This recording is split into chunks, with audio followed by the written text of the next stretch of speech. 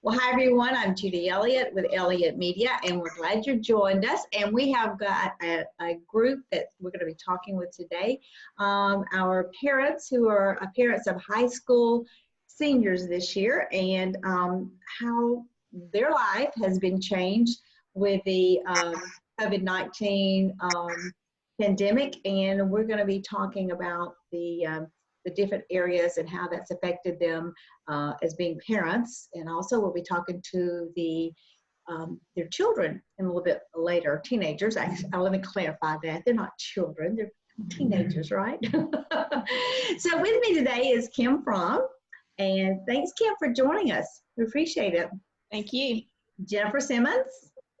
There you go, Jennifer. And Jody McClurg. Hey, Jody. All right. So this is just going to be a very fun, informative a few minutes, and hope that others who are watching will learn from it as well, and offer their suggestions in the future for upcoming shows. But let's talk about how have you encouraged your senior through some of the disappointments that they've had to face, because I mean, they're really facing a lot. I mean, personally, I would not want to be a senior this year.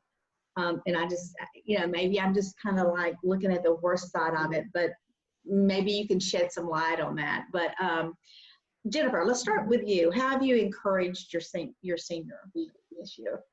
Well, with my son, he is obviously sad about not being able to see his friends, and the social distancing has been a challenge.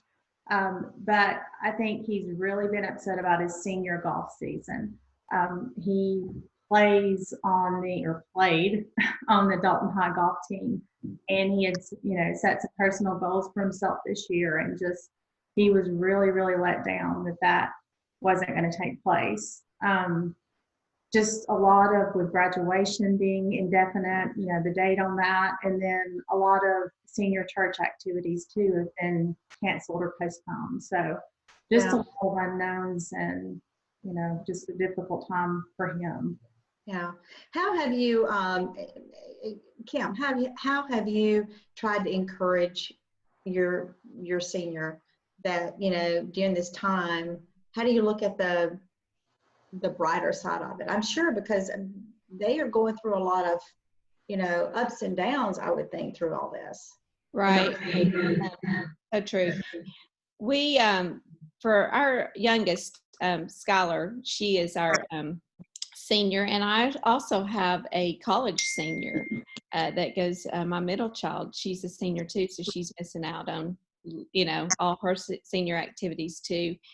But Skylar was homebound for about a year, her sophomore year. So this is not like our first rodeo of being social distancing, and so I think for her, this is it's sad in one way, because like she did miss out on almost like a year and a half of school and friends and all the activities that come along with that. And but at the time when you're not feeling good, then you don't feel like going to school.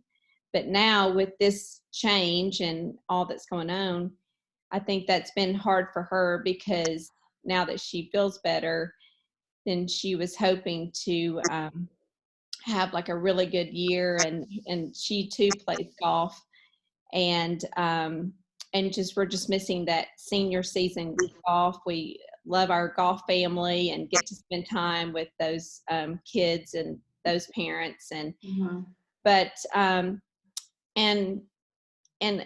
fortunately for the golfers, they still can play their sport. I feel really bad for the team sports that they're missing out on just getting to still play their game. And unfortunately, even though you're not getting to have like an actual season for the golfers, but you can get out there and play your game. By yourself or with your family member. At least they have that, so that helps for those who can at least participate in some kind of activity. Is that what you found, Jody, with your son? Well, my senior was actually playing lacrosse for the first time ever this year. It was his first year to play, and it was really kind of fun because he and his younger brother, who was a freshman, were on the same team together. So that was that was really disappointing for everybody because they really enjoyed the first several games that they got to play together. And so we're just making do. I think as far as encouraging him, we're kind of focusing on what the next step is. You know, looking at dorm rooms and roommates and programs and those kinds of things for what's happening since everything else is still unsure. Yeah. So that's kind of what we've been trying to focus on. We're doing different stuff. We're taking a lot of walks. We're working out, exercising when we can, just trying to keep busy. And he knows that keeping busy is better for him. If not, he sits and has a lot of stagnant time, and stagnant time isn't great for him. So keeping busy is good. So we're just trying to exercise a lot and, you know, make plans, look for what's going to happen in the next several months. Right. You know, we look at the negative side of this, but, you know, we've also had some really good things that come out of it as well. What have you discovered about maybe your teenagers that you might not have known through all this? Because you're spending a lot more time together. Anyone want to jump in on that one? Jennifer? I think with Jackson, a lot of his friends and especially the golfers talk about what a comedian he is, like how many jokes he makes. And I guess that we haven't seen that side as much of him, you know, with his busy activities and work and school and everything else. And so it's almost kind of like getting to know him again, you know, through spending so much time. And just like Jody was saying, we've enjoyed being outside together. We've worked on a lot of yard projects. I don't know how much he enjoyed that, but I enjoyed that he was helping. And, you know, just I realized that, yeah, eventually he is going to be leaving in the fall, hopefully, for college. But, you know, I need to, you know, just treasure the time that we have now and enjoy the time that's being spent. It's almost like when they were little, staying home and, you know, we were taking care of them in a sense, but just being able to have family meals together and spend time together. So that's, you know, conversations at the table and talking about future plans and things. So just almost kind of getting to know him in a different way again. Yeah, right. I think that's the good part of it, is having that family time that we really otherwise would have been so rushed and been going out the door, you know, here and there. And so we're just not doing that as much. How about Jody or Kim? Yeah, we've been fortunate that my oldest had just started with Delta, and so she's home now, and time that we thought that we would not get to spend with all three of the girls being in the house together. That's been really nice. Yeah. So a lot of positives. I mean, you know, it's kind of, it's weird to say, but, you know, because there is a lot going on, you know, that's a very sad situation, especially in the, you know, New York, et cetera. But I will say that we've had a lot of positives come through, you know, this. Right.